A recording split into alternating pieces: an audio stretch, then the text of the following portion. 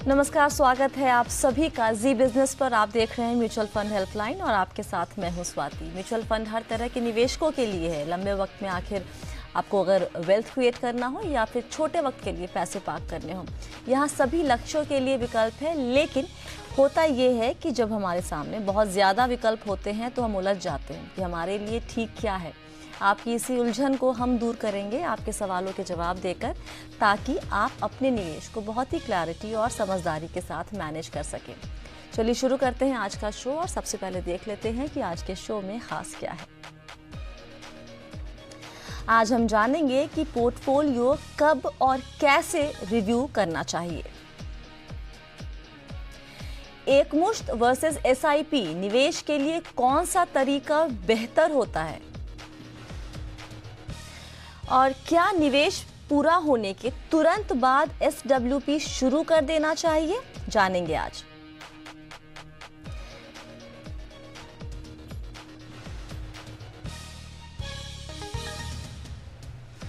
और आज सवालों के जवाब देने के लिए हमारे साथ हैं सर्टिफाइड फाइनेंशियल प्लानर कीर्तन शाह। कीर्तन, आपका स्वागत है शो में। Thank you so much. और आज आप सवालों के जवाब भी देंगे, साथ ही हमारे दर्शकों को बताएंगे कि इनके मतलब कीर्तन के 3 फेवरेट लार्ज कैप फंड कौन से हैं, लेकिन वो शो के आखिर में। अभी हम शुरू करते हैं सवाल जवाब का सिलसिला।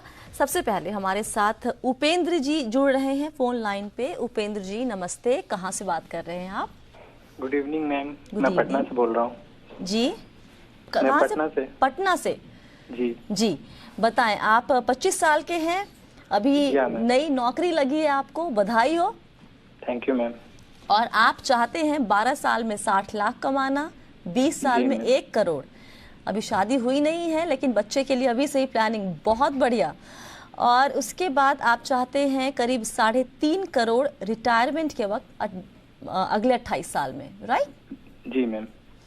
तो आपको ये जानना है कितने पैसे आप निवेश करें, और साथ ही आप ये जानना चाहते हैं कि स्टेप अप क्या मैंडेटरी होता है, ज़रूरी होता है गोल को पूरा करने के लिए? जी मैम। ठीक है, चलिए पहले इतने सवाल का जवाब देते हैं, इसके बाद आपके और भी 2 सवाल हैं जो हम थोड़ी देर बाद देते हैं जवाब उसके।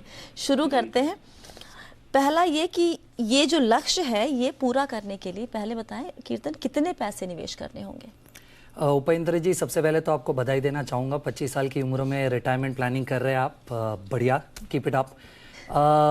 स्वाति, इस केस में प्रॉब्लम ये है कि इनकी जो एक्सपेक्टेशन है, जो लक्ष्य है, थोड़ा सा ऊपर है। अगर इन्हें ये तीनों गोल्स के लिए पैसा इकट्ठा करना है तो इन्हें कम से कम 45,000 रुपीज की एसआईपी करनी पड़ेगी, जो शायद इनके केस में आज पॉसिबल नहीं है। तो 2 ऑप्शंस है, 2 विकल्प है हमारे सामने। सबसे पहले तो या तो हम थोड़ा सा एक्सपेक्टेशन टोन डाउन कर दे। तो अज्यूम कर लेते कि उपेंद्र जी 15,000 हर महीना इन्वेस्ट कर सकते हैं। अज्यूम क्यों करेंगे, हम इनसे पूछ लेते हैं ना। उपेंद्र जी। हाँ मैम। हर महीने 15,000 निवेश कर पाएंगे? जी मैम, बिल्कुल। उससे ज्यादा भी कर सकते हैं?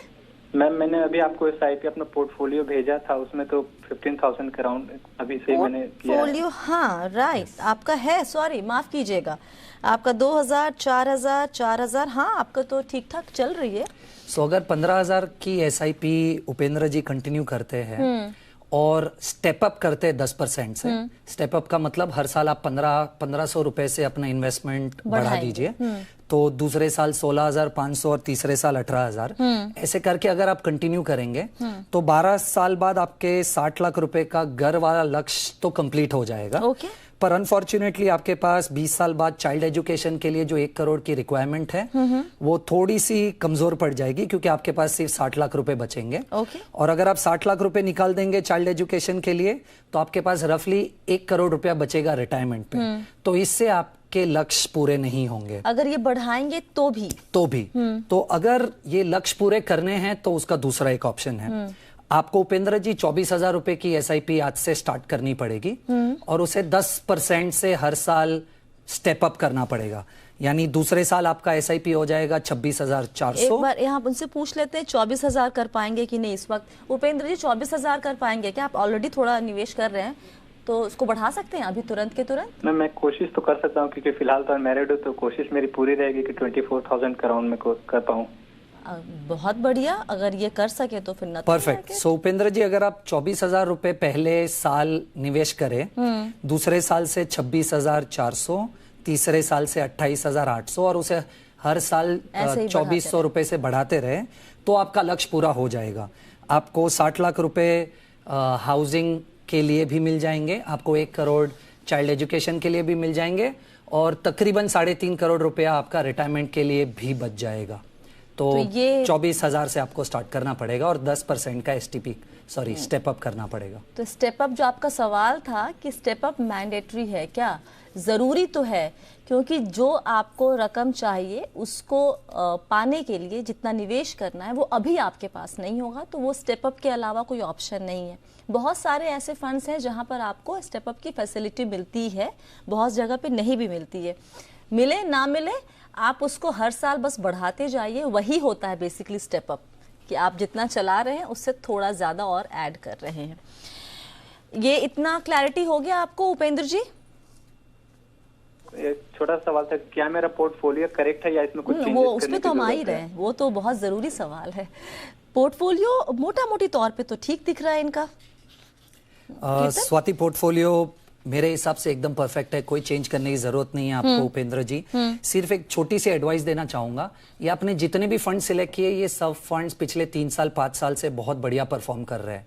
तो शायद ये हो सकता है कि आने वाले 2 साल 3 साल में आपको इसका परफॉर्मेंस जैसे पिछले 5 साल में मिला है वैसा ना मिले, ऐसा जनरली होता है। तो बिल्कुल हताश या निराश ना होइए, फंड्स को कंटिन्यू कीजिए, ये फंड्स अच्छे हैं। ओके। और इन्होंने एक सवाल किया था जो मुझे इनके लिए भी ज़रूरी है जानना और बाकी दर्शकों के लिए भी, कि भाई कितने वक्त पर पोर्टफोलियो रिव्यू करना चाहिए, और जब हम रिव्यू करते हैं पोर्टफोलियो तो क्या देखें, कैसे रिव्यू करें इसे? स्वाति, देखिए इसमें एक चैलेंज है कि इन्वेस्टर लेवल पे कितना डेटा अवेलेबल है रिव्यू करने के लिए। तो मेरे हिसाब से अगर आपको इन्वेस्टर लेवल पे रिव्यू करना है तो 2 ही चीज देखनी चाहिए। सबसे पहले तो आपको देखना है कि आप जब निवेश करने आए थे तब आप कितना रिस्क ले सकते थे, वो सोचकर आपने जो फंड में पैसा लगाया। जब भी आता है ना कीर्तन, कितना रिस्क, ऐसा लगता है कि पाव किलो या 1 किलो या 500 ग्राम कितना रिस्क ले सकते हो, ये चीज कोई कैसे तय कर सकता है कि वो कितना रिस्क ले सकता है? चलिए, तो मैं आपको एक सिंपल सॉल्यूशन इस चीज का दे देता हूं और ऐसा डेटा दूंगा जो आपको कोई भी वेबसाइट पे इजीली मिल जाएगा। तो आपको देखना ये है कि साल के एंड में रिव्यू करना है, साल में एक बार। आपको देखना ही है कि आपने जब फंड में निवेश किया था तब उस फंड का स्टैंडर्ड डिविएशन क्या था। ओके। किसी भी वेबसाइट पे मिल जाएगा आपको। और क्या ये डिविएशन बढ़ रहा है? अगर बढ़ रहा है तो इसका मतलब सिंपल है कि आपके फंड में रिस्क बढ़ रहा है। अच्छा, राइट। ये बहुत ही अच्छी बात कही है। ये इस एक लाइन से ये आपने जो एक्सप्लेन किया है ना, उससे कई दर्शकों के बहुत सारी दुविधाएं खत्म हो जाएंगी। और ये जवाब मैं बहुत दिन से तलाश रही थी कि ऐसा कोई एक पैरामीटर जो मुझे बता सके कि मैं कैसे देखूं कि ये फंड जो है वो ज़्यादा रिस्की हो रहा है या फिर कम रिस्की हो रहा है। स्टैंडर्ड डेविएशन जो वर्ड है, इसको ध्यान रखिए। आप कभी भी चेक करेंगे किसी भी फंड का परफॉर्मेंस, बहुत सारी वेबसाइट्स पे मिल जाती है, वहाँ पर ये ज़रूर होगा। कीर्तन ने कहा अगर वो लगातार बढ़ रहा है मतलब वो फंड रिस्की होता जा रहा है। और दूसरी चीज आपको ये देखना है कि फंड क्या रिस्क सेम रखकर रिटर्न बेटर कर पा रहा है। तो अब आप देखिए कि रिटर्न साल भर साल आपके कंसिस्टेंटली बढ़े ऐसा जरूरी नहीं है, पर आपको एवरेज 12% मिले ये आपका लक्ष्य है। तो अगर आपको देखना है साल के एंड में कि क्या मेरे फंड ने अच्छा परफॉर्म किया है या नहीं, एक सिंपल तरीका जो इन्वेस्टर यूज कर सकता है, आपको देखना है कि क्या उस फंड के इंडेक्स के सामने फंड ने अच्छा परफॉर्म किया या नहीं। तो अगर मान लीजिए लार्ज कैप फंड है तो उसका इंडेक्स जनरली निफ्टी होगा, तो क्या आपके फंड ने निफ्टी को बीट किया या नहीं लगातार सेम स्टैंडर्ड डिविएशन रखकर, राइट। तो अगर फंड ये कर पाता है तो फंड अच्छा है।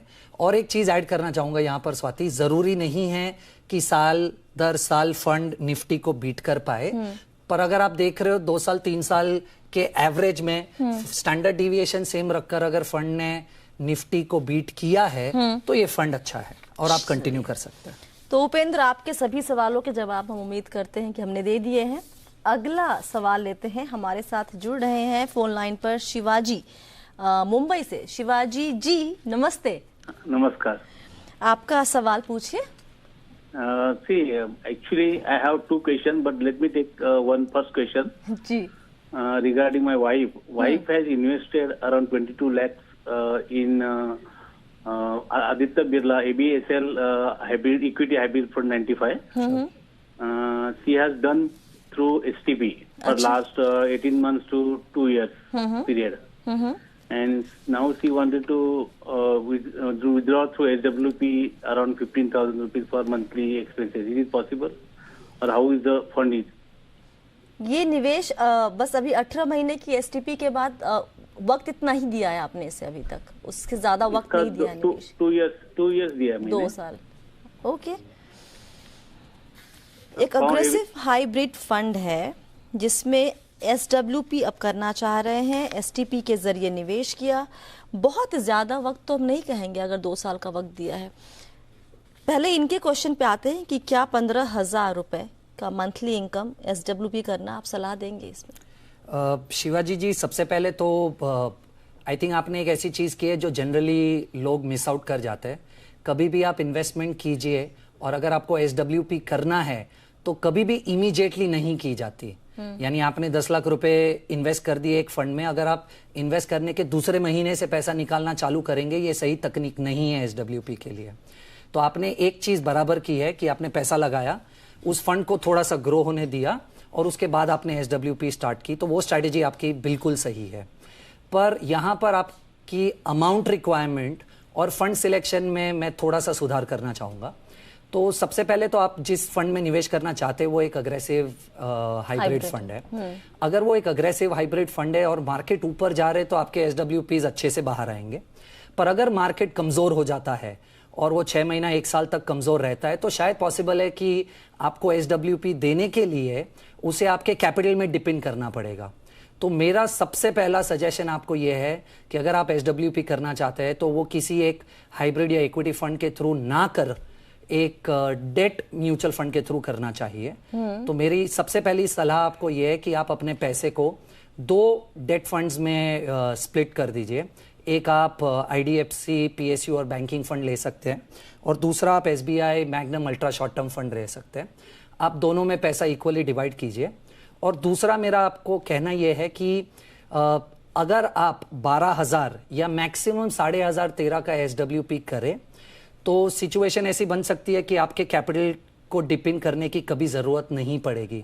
15,000 मेरे हिसाब से थोड़ा सा स्टीप अमाउंट है, वो तकरीबन 8% के करीब एसडब्ल्यूपी हो जाता है।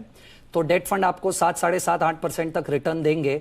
पर अगर आप महीने दर महीने अगर 8% निकलते रहेंगे तो पॉसिबिलिटी है कि शायद किसी एक सिचुएशन पे आपको आपके पोर्टफोलियो में डिपेंड करना पड़े। तो मेरा सजेशन ये है कि एसडब्ल्यूपी डेट के थ्रू कीजिए और तकरीबन 12,000 या मैक्सिमम साइड पे 13,500 का एसडब्ल्यूपी निकालने की कोशिश कीजिए, ज्यादा मत कीजिए उससे। यहाँ पे 2 क्विक क्वेश्चन कीर्तन। आपने कहा कि इक्विटी में जब बाजार अच्छा कर रहा होता है तब तो आपको मिल जाएगा, लेकिन थोड़ा सा भी वोलेटाइल होता है बाजार तो आपका जो कैपिटल है वो इरोड होने के चांसेस है। डेट में ऐसा चांस कितना होता है? उसके परसेंटेज क्या काफी कम हो जाते हैं? डेट में ये होने की परसेंटेजेस थोड़ी सी कम हो जाती है क्योंकि अगर आपने डेट में फंड सिलेक्शन अच्छा रखा है तो वो प्रॉबली लीनियरली बढ़ते जाता है। तो उसमें वो वॉलेटिलिटी आने के चांसेस हल्के से कम है। राइट, इसीलिए डेट में अगर आपने रिस्क कम रखा है फंड सिलेक्शन में तो वो कंटिन्यूअसली ऊपर जाते जाएंगे और उसमें आप एसडब्ल्यूपी की प्रिडिक्शन बराबर से कर सकते हैं, जो इक्विटी फंड में मुश्किल है मेरे हिसाब से।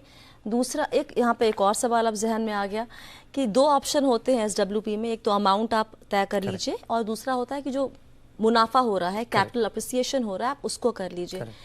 तो आप दोनों में से किस चीज की सलाह देंगे? जनरली मेरे हिसाब से अगर फंड 7, 7.5% के करीब रिटर्न जनरेट करता है तो आपको ये तय करके चलना है कि मुझे उससे कम निकालना है। राइट, तो यहाँ पर भी मैं जो सलाह दे रहा हूँ मेरे हिसाब से अगर ये जो कॉम्बिनेशन दोनों फंड्स का मैंने सजेस्ट किया है वो तकरीबन 7% के करीब संदीप जी को मिल जाएगा।